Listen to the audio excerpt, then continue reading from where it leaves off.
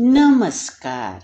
सुनो कहानी श्रृंखला के अंतर्गत प्रस्तुत है कहानी रहमान का बेटा, जिसके लेखक हैं विष्णु प्रभाकर जी। क्रोध और वेदना के कारण उसकी वाणी में गहरी तलखी आ गई थी और वह बात बात में चिंचिना उठता था। यदि उस समय गोपी न आ जाता तो संभव था कि वह किसी बच्चे को पीटकर अपने दिल का गुबार निकालता। गोपी ने आकर दूर से ही पुकारा, साहब सलाम, भाई रहमान, कहो क्या बना रहे हो। रहमान के मस्तिष्क का पारा सहसा कई डिग्री नीचे आ गया। यद्यपि क्रोध की मात्रा अभी भी काफी थी। बोला, आओ गोपी काका, साहब सलाम। बड़े तेज हो, क्या बात है।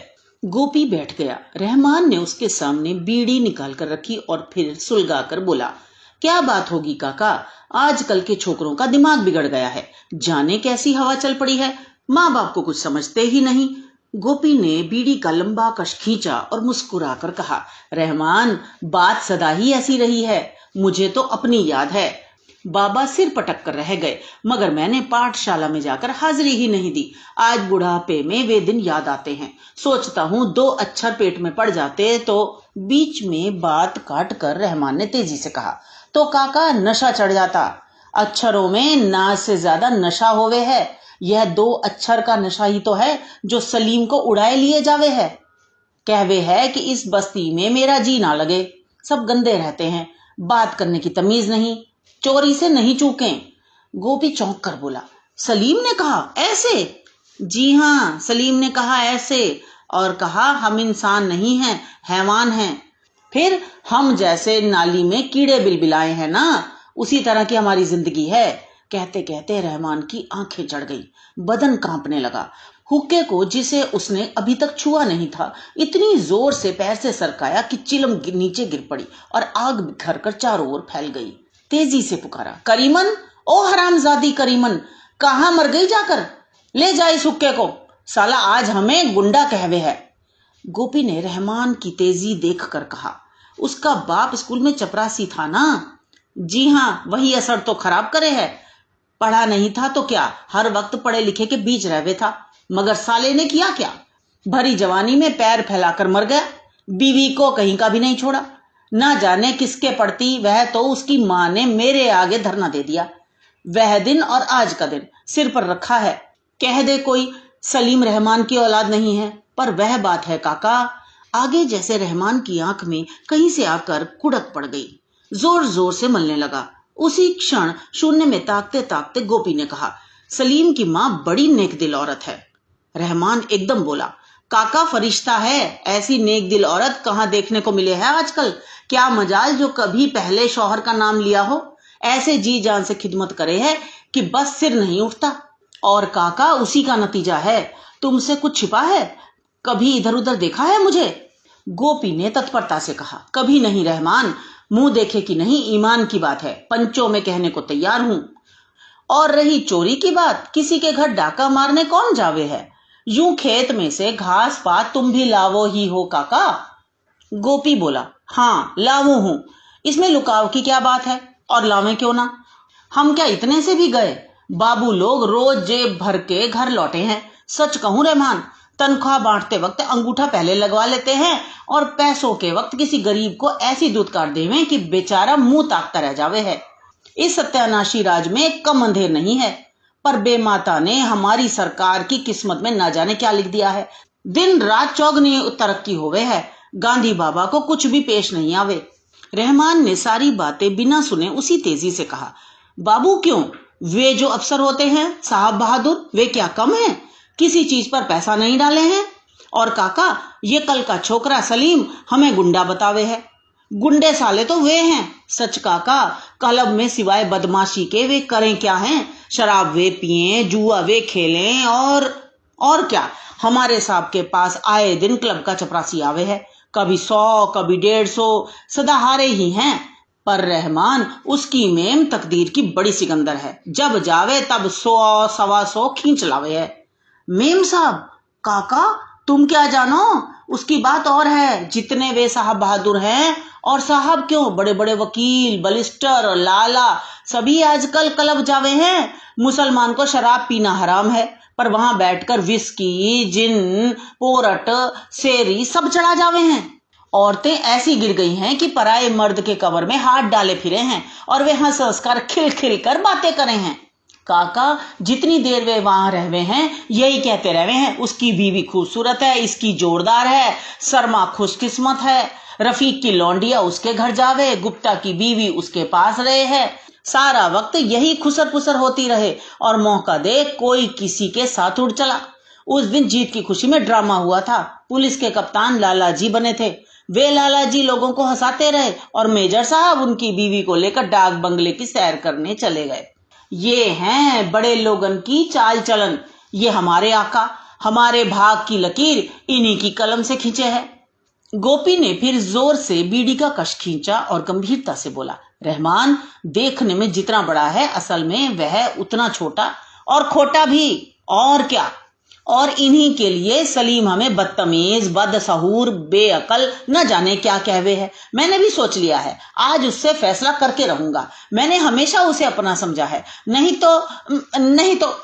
गोपी ने अब अपना डंडा उठा लिया, बोला, रहमान कुछ भी हो, सलीम तेरा ही लड़का माना जावे है, जवान है, अबे तबे से ना बोलना, समझा।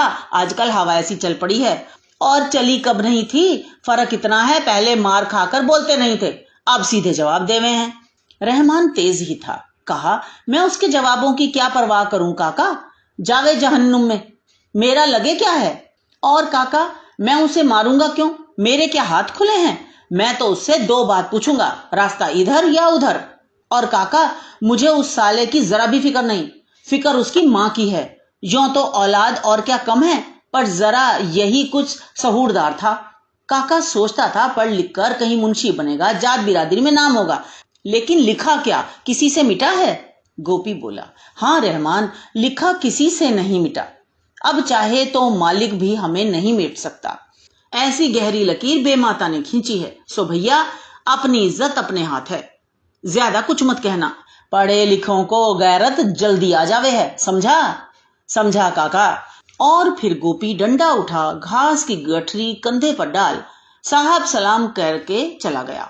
रहमान कुछ देर वहीं शून्य में बैठा धुंधले होते वातावरण को देखता रहा। मन में उमड़ घुमड़ कर विचार आते और आपस में टकराकर शीघ्रता से निकल जाते। वे झील के गिरते पानी के समान थे, गहरे और तेज, इतने तेज कि उफन कर रह जाते। उनका तात्कालिक मूल्य कुछ नहीं था, इसलिए उससे मन की झुंझलाहट और गहरी होती गई। करुणा और विषाद कोई उसे कम नहीं कर सका। आखिर वह उठा और अंदर चला गया। घर में सन्नाटा था, बच्चे अभी तक खेलकर नहीं लौटे थे।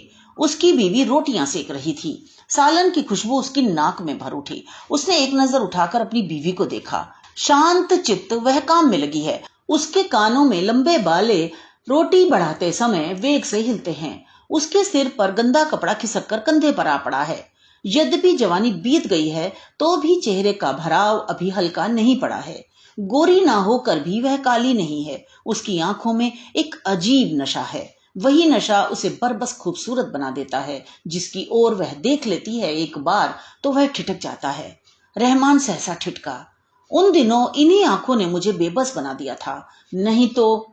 सहसा उसे देखकर उसकी बीवी बोल उठी, इतने तेज क्यों हो रहे थे, गैरों के आगे क्या इस तरह घर की बात कहते हैं। रहमान कुछ तल्खी से बोला, गैरों के आगे क्या, पानी अब सर से उतर गया है। कल को जब घर से निकल जावेगा तब क्या दुनिया कानों में रुई ठूंस लेगी या आंखें फोड़ लेगी। बीवी को दुख पहुंचा, बोली, बाप बेटे क्या दुनिया में कभी अलग नहीं होते। कौन कहे कि वह मेरा बेटा है और किसका है, मैं क्या जानूं। जरा देखना मेरी तरफ, मैं भी तो सुनूं। तिनक कर उसने कहा, क्या सुनेगी, मेरा होता तो क्या इस तरह कहता, जबान खींच लेता साले की। देखूंगी किस किस की जबान खींचोगे, अभी तक तो एक भी बात नहीं सराहता। बच्चे और जवान बराबर होते हैं, नहीं होवे पर पूत के पांव पालने में नजर आ जावे हैं। और फिर वही कौन सा जवान है, अल्लड़ उम्र है। एक बात मुंह से निकल गई तो सिर पर उठा लिया। तुम्हारा नहीं तभी तो, अपना होता तो क्या इस तरह ढोल पीटते। अपनों के 1000 ऐब नजर नहीं आवे हैं, दूसरों का एक जरा सा ऐब भी पहाड़ बन जावे है। रहमान कुछ भी हो इतना मूर्ख नहीं था। उसने समझ लिया उसने बीवी के दिल को दुखाया है, पर वह क्या करे। सलीम से उसे क्या कम मोहब्बत है।